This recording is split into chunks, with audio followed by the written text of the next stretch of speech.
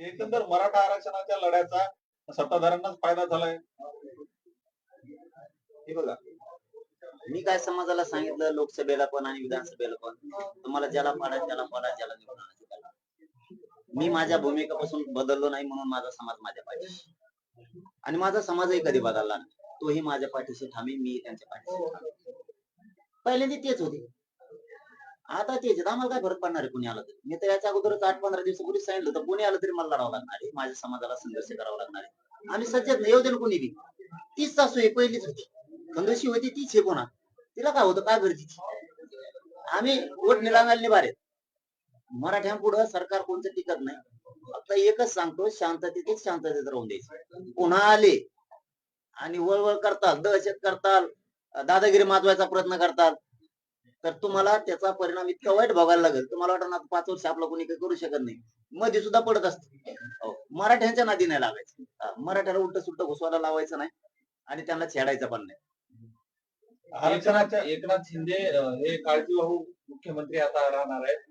देवेंद्र फडणवीस यांचं नाव आता आघाडीवर आहे, चर्चेत आहे. खरं तर मोठा संघर्ष तुम्हाला त्यांच्याच विरोधात करताना पाहिलं. कशा पद्धतीची लढाई असणार आहे पुढची, ते जर मुख्यमंत्री झाले तर? दिशा काय? आम्हाला काहीच अवघड वाटत नाही. आम्ही मराठी यांना लय वेळ चुकवून केलेले. आता ते आले काय हे आले काय, आम्हाला लढावंच लागलं असतं ना. हे तर अंतिम सत्य होतं.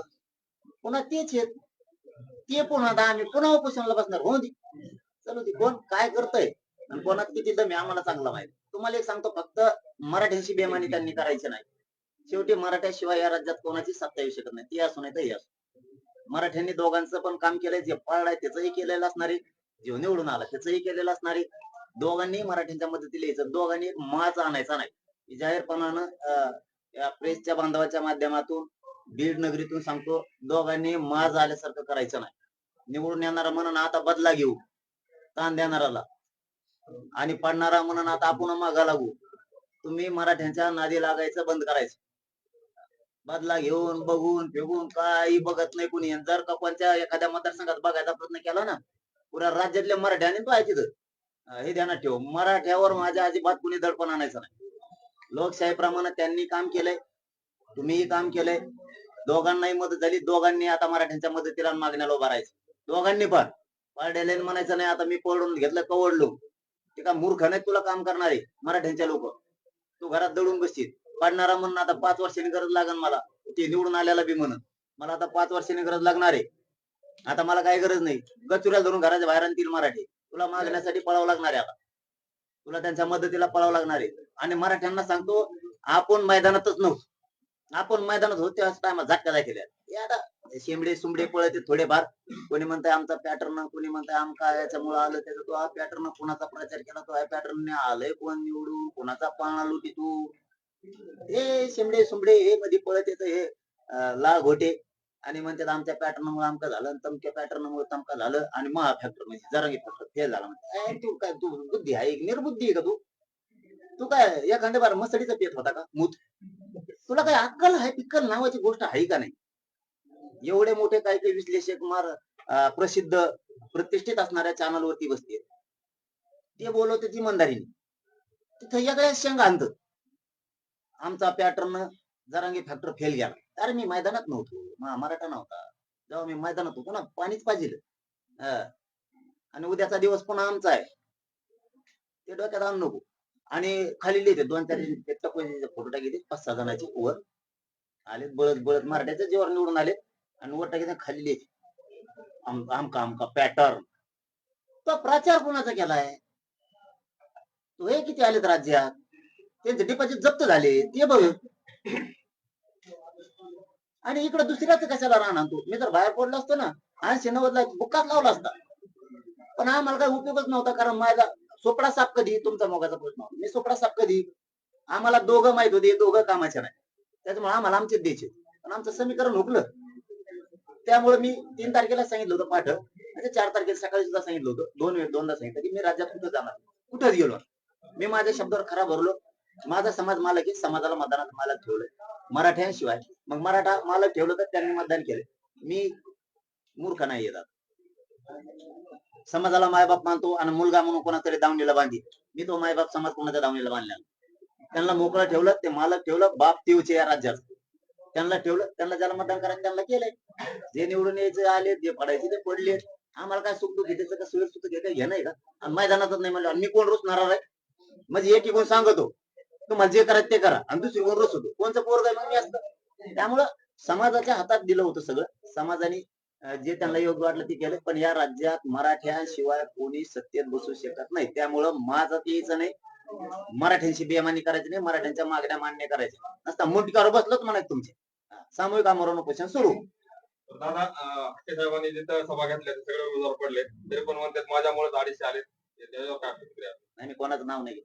हैदराबाद कारण ज्याला विरोधक नाही मानत त्याला बोलत, विरोधक मानल्यावर देखील का आचारसंहिता लागू होण्याच्या अगोदर हैदराबाद गॅझेट हे लागू केलं जाईल अशी चर्चा होती.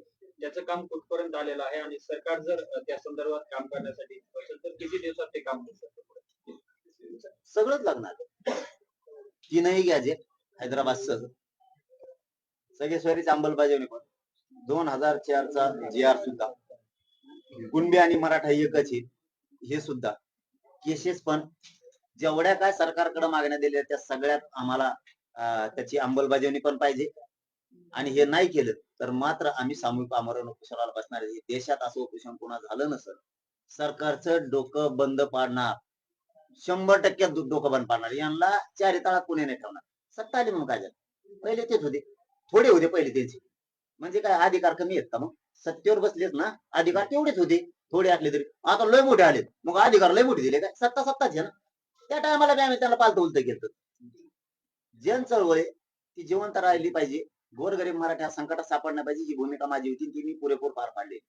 मराठ्यांचा रुबाब हाय तसाच ठेवलाय पाठी. मराठ्यांचा रुबाब हाय तसाच ठेवला. उंची बी रुतबा त्यांचा कमी होऊ दिला नाही थोडा सुद्धा.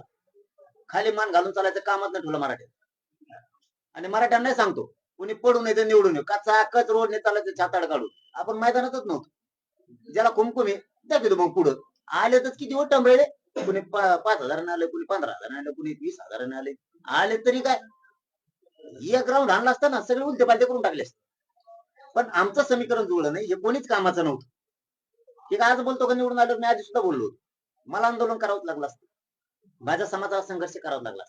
आता ते आले त्यांनी आमच्या मागण्या मंजूर करायच्या. आणि मराठी सुद्धा ज्यांनी ज्यांनी ज्याला ज्याला मतदान केलंय ना त्याला सांगायचं रस्त्यावर वय ते पडलेला असं निवडून आलेला असं चला आमच्या लेकरा आता तो लेकरात काल झाला आमच्या लेकराच्या मागण्यासाठी चल. मी तर आहेच खंबीर आणि कोणी काळजी करायची नाही. महाराष्ट्रात कोणता निवडून आलेला आमदार त्रास देतोय, पडलेला त्रास देतोय ना, एक जीवन राहायचं सगळ्यांना मराठी. तो का बाप नाही आपला.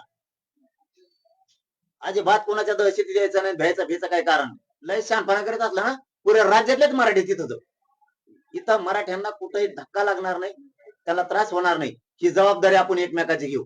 मराठ्यांनी दहशत मुक्त करायचं, कोणाची पण सत्ता येऊ दे. 2019च्या तुलनेमध्ये या निवडणुकीमध्ये मराठा आमदारांची संख्या वाढलेली आहे. याकडे तुम्ही नेमकं कसं पाहतात आणि अपेक्षा निश्चितच समाजाची वाढलेली आहे. काय अपेक्षा करता त्याच्या? नाही आता आपण जर त्याच्यात असतो तर अपेक्षा ठेवली असती, म्हणजे दोघांकडे बी. आपण मैदानातच नाहीयेत. आमचा जनचळवळी मी जनचळवळीतून मिळतो. हे बघा दादा, काही दिवसांनी समाजाला कळत, तुम्ही बोलायलाच लावलं मला. मी किती करून ठेवलंय समाजासाठी हे माझ्या समाजाला थोड्या दिवसात कळत.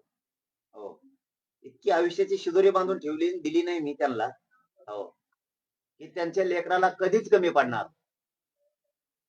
मग तो काय भाजपचा मराठा असू दे, नाही तर काँग्रेसचा असू दे, शिवसेनेचा असू दे, राष्ट्रवादीचा असू दे, काँग्रेसचा असू दे, नसता तो शेतकरी मराठा असू. मी इतकं काही करून ठेवलं माझ्या मराठा समाजासाठी, त्यांना पिढ्यांना पार ती शिदोरी करून आणि आणखीन बी करून ठेवणार. त्यामुळे तर माझा मराठा समाज माझ्यावर नाराज होतो. मी योग्य योग्य वेळी योग्य निर्णय समाजासाठी घेतो कधी पण.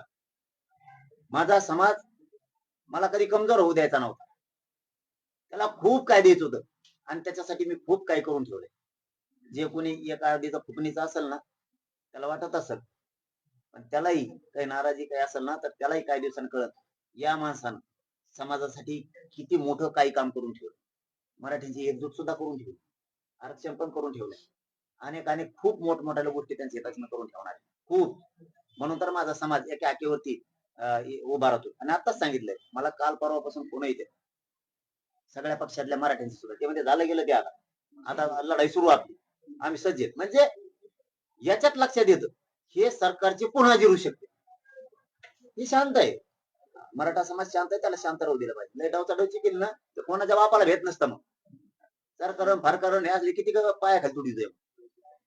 म्हणजे पहिलीच भूमिका जर सरकारची राहिली तर आरक्षणासंदर्भात आधी तो राहू द्या तर राहिल्यावर कळलं ना, राहू द्या तर कळू द्या ना आम्हाला. तसं कोण येतोय, काय येतोय, कसला येतोय एकदा आम्ही सगळे बघितले. कोण कसे आहेत, काय आहेत आधीच माहित झाली. हा थोडी खंदूशी आहे सासू, थोडी तिला पहिल्यापासून फड्या करायची सवय आहे. काड्या टोची ती इकडून तिकडे तिला ठेप्याला आणतो आम्ही. हे सगळे मराठी त्याला ठेप्याला आणतात बरोबर. दादा, एक शेवट- संदीप क्षीरसागर निवडून आले आणि त्या शेवटला जिंकल्यावर ते म्हणले मला जरांगे पाटलांचा आशीर्वाद होता. त्याच्यावर आपण काय बोलू? नाही, मी काय सांगितलं, मी मैदानात ज्याचा त्याचा मोठेपणा असतो, परंतु मी मैदानात नव्हतो, माझा समाज मैदानात नव्हता. त्यामुळे कोणी निवडून आला म्हणून तिथं छाती पडायची आणि कोणी पळला आणि तिथं मागं घ्यायचा असा धंदा मी करत नाही.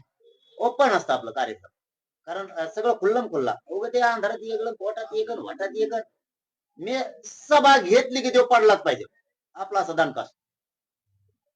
मला लहानपणापासून मला पैसे आलेले नाही. आपला दणका वेगळा आहे. आपण मुघमुड्या टाकीत नाही. मी गटकाला लागलो, मी समाज बिगट करीत नसतो. काहीतरी काय म्हणून त्याला ती एक भाप असती, एक मस्ती असती. त्यावेळेच काय असतं, त्याला काय म्हणून आपण गुरमी असती. त्या निवडणुकीच्या काळात काही धुंदीत असतो माणूस, काही सुचतच नाही. ते धुंदच वेगळी असते. ती धुंदीत नाही का ते तात्पुरती धुंद दिसती. आता लोक दिसले की मग धुंदी जातो. समाजाला विचारित नाही, मित्राला विचारित नाही, जवळच्याला विचारित नाही, लांबच्याला विचारत नाही. धुंद बेकार असते. मी धुंदीत कधीच जगत नाही. धुंदीत माझ्या समाजाचा वाटला झाला. समाजाचा गोतवाळा जमलाय म्हणून कुठेतरी एका जातीवर लोक उभा करायचे, पाडायचे आणि समाज संकटात उभा करायचं, हे मी कधीच होऊ देत आणि कधी जीवनात होऊ नये देणार. मी खूप काही पिढ्याना पारच्या शिदोऱ्या समाजाच्या लेकराला उडणार नाही एवढ्या पुरून ठेवणार आहे. फक्त माझ्या शरीराने साथ द्यावा आणि माझ्या समाजाने मला आशीर्वाद द्यावा. बस मी फक्त मध्ये जाऊ नये. शरीर मला साथ देत नाही म्हणून माझी काहीच अपेक्षा नाही देवाकडे सुद्धा. मी समाजाला असं आयुष्याचं पिढ्यांना पारच पुरत एवढी शिदोरी मोठी करून ठेवणार. त्यांना असं वाटेल की ह्या माणसानं आपल्याला खूप काही करून ठेवलं. माझ्या गोर गरीब काम करणाऱ्या शेतकऱ्यांना, कष्टकऱ्यांना, कंपन्यात नोकरी असणाऱ्यांना, पोलीस मध्ये असणाऱ्यांना, महसूल मध्ये असणारे डॉक्टर, वकील, हे माझे गोरगरीब शेतकरी मराठी, यांना असं वाटलं पाहिजे की या लेकरानं खूप काही करून ठेवलं आपल्यासाठी. फक्त माझ्या शरीराने मला साथ दिली पाहिजे. माझ्या देवाकडे एवढीच विनंती, कारण मी फक्त अर्धवट जाऊ.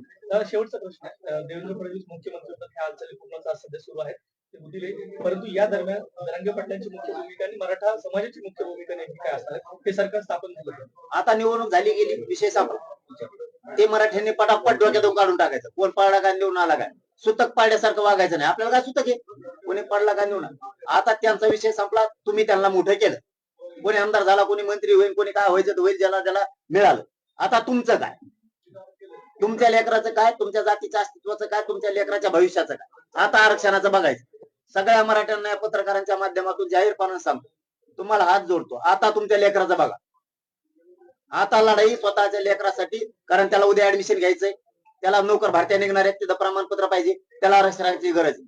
त्याला कोणत्याही क्षेत्रात जायचंय, त्याला इंजिनियर व्हायचंय, त्याला डॉक्टर व्हायचंय, त्याला MD व्हायचंय, MBBS व्हायचंय, BHMS व्हायचंय, त्याला मोठमोठ्या क्षेत्रात जायचंय, त्याला कलेक्टर व्हायचंय, त्याला तहसीलदार व्हायचंय, त्याला आरोग्य अधिकारी व्हायचंय, त्याला पोलीस भरतीमध्ये जायचंय, त्याला PSI व्हायचंय, त्याला IPS IAS दर्जाचा अधिकारी व्हायचंय, त्याला इंजिनियर व्हायचंय, त्याला अनेक क्षेत्रात जायचंय, त्याला परदेशात शिकायला जायचंय. त्यासाठी तुमच्या लेकराला आरक्षण पाहिजे. यांना दिला आता तुम्ही. आता डोक्यातून खूळ काढा, पागलपणा करू नका. कोणता नेता फेता मंत्री काय झाला, आमदार काय झाला, गुलालात नाचू नका. तो नाचून देईल, येणार नाही मदतीला. तुमचं लेकरू तुमच्या मदतीला येईल. त्याच्यामुळे आता लेकराला आरक्षण लागणार आहे, उद्या भरत्या निघणार आहे. त्या आरक्षणासाठी तुटून पडा. पक्षातल्या ज्याला मतदान केलंय त्याला सांगा, आमचा मुद्द्याला भांडती दवर मागणीला तुला मतदान केलंय. मग तो भाजपचा असं नाही, तर काँग्रेसचा असं नाही, महाविकास आघाडीचा युतीचा असं.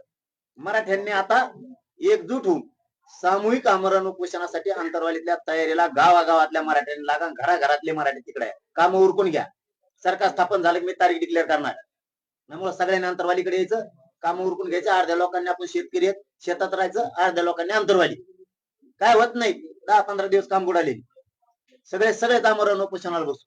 उपोषण किती दिवस चालणार आहे? जवळ देत नाहीत तवर, आम्ही जवळ मरत नाहीत तवर ठाम आहे. गमून नाही ठाम. कोणत्या दिवशी ठाम नाही. आंदोलन अंतर्वालीच राहणार.